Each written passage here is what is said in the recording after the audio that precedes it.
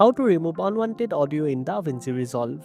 First of all, open your project in DaVinci Resolve and head over to the edit page where your timeline is visible.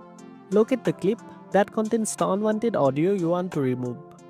Right-click on that clip to unlink the audio by selecting Link Clips. This will separate the audio track from the video, allowing you to edit it independently.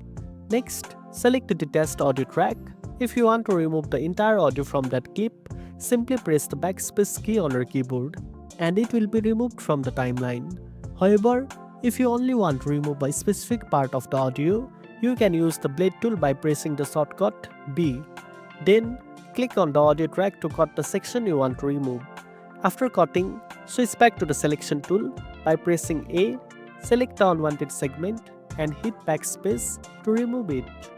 If you prefer to keep the audio but want to mute the unwanted part, you can simply click the small M icon on the audio track which indicates mute. Alternatively, you can adjust the volume by dragging the volume line down to silence that portion instead of deleting it. And that's it. Now you know how to remove unwanted audio in DaVinci Resolve. If you found this video helpful, don't forget to like, share and subscribe for more tech tips. Thanks for watching and I'll see you in the next one.